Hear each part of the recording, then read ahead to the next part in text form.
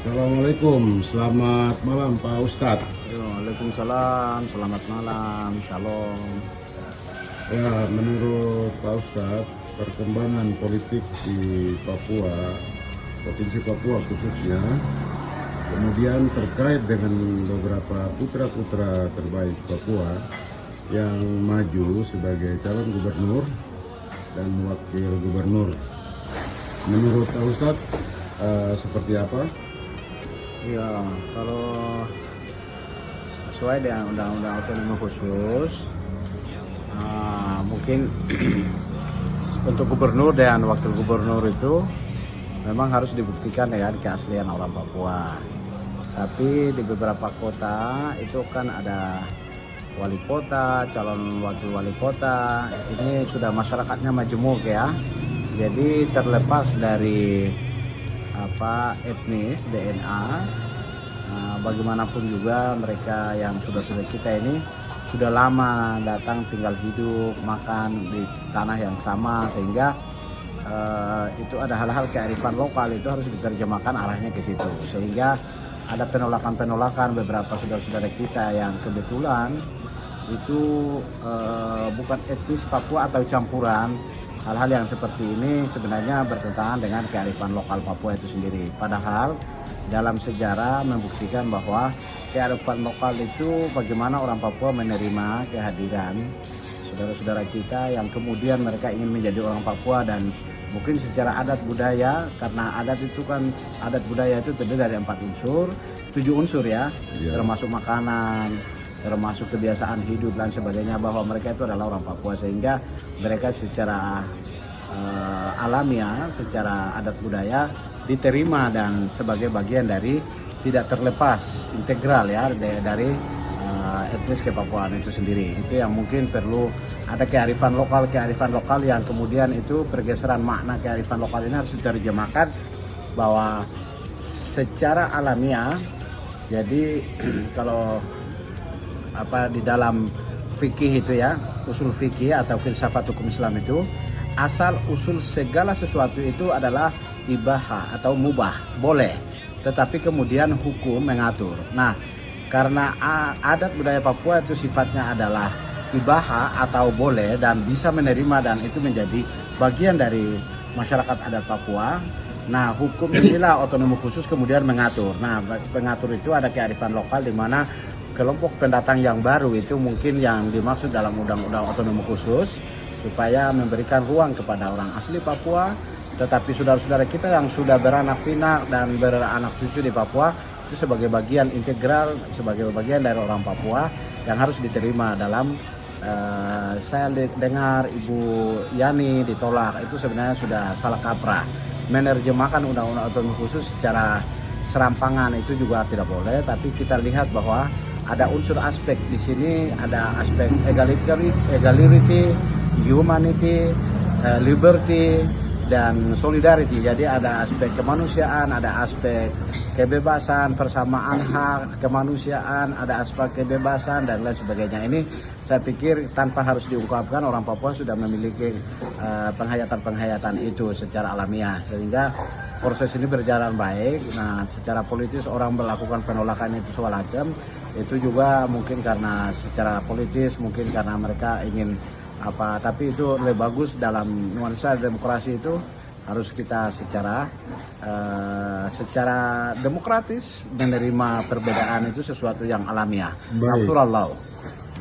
Bagaimana menurut Pak Ustadz calon-calon putra-putra terbaik kita seperti Bapak Paulus Waterpau, kemudian Bapak Matias Fakiri, kemudian di situ juga ada Pak Tony Wanggai dan juga Pak Yan Mandenas dan juga Tommy Mano. Bagaimana menurut Pak Ustadz? Ya, menurut saya beliau ini adalah putra-putri terbaik Papua, apalagi Pak Paulus Waterpau, Jenderal Bintang 3, putra pertama dari Papua dari kepolisian.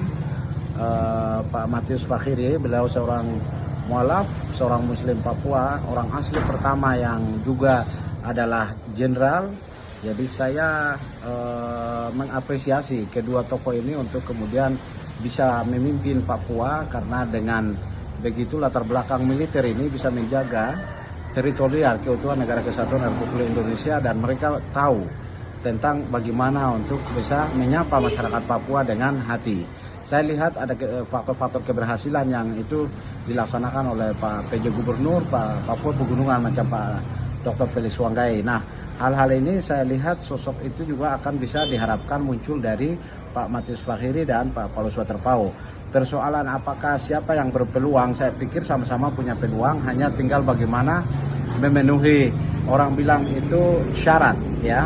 Syarat bisa jadi tidaknya itu satu, rekomendasi partai politik.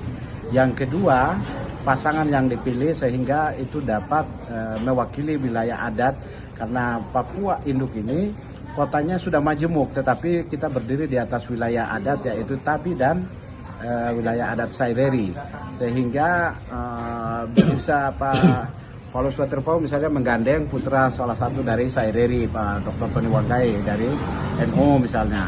Nah, kemudian Pak Matius Fakhiri juga demikian, ada salah satu putra terbaik juga misalnya akan menggandeng misalnya untuk maju misalnya dengan Pak Tommy Mano. Itu akan menjadi proses yang lebih baik untuk proses, katakanlah semacam proses politik education, yaitu politik bagaimana pendidikan politik ke depan itu secara sehat, secara kompetitif, dan itu secara berkeadilan untuk menciptakan Papua yang lebih baik.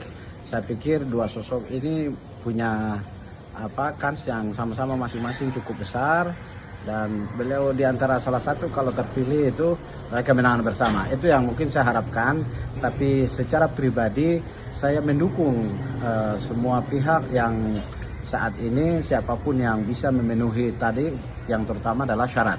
Kalau dialah mungkin yang lolos dari proses verifikasi atau syarat sebagai calon gubernur, kita sama-sama akan mendukung itu untuk Papua yang lebih baik, lebih maju, lebih majemuk, dan bisa lebih sejahtera. Itu saja, terima kasih. Baik, terima kasih Bapak Ustadz Ismail Lasso untuk wawancaranya di malam hari ini. Terima kasih. Mungkin kesan-kesan terakhir.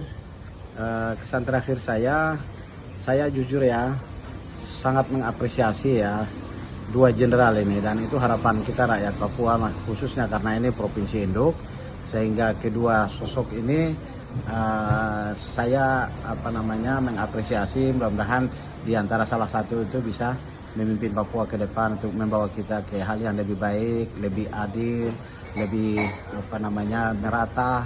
Karena banyak sekali masyarakat Papua ini udah otonomi khusus, tapi masyarakat Papua ini sangat miskin.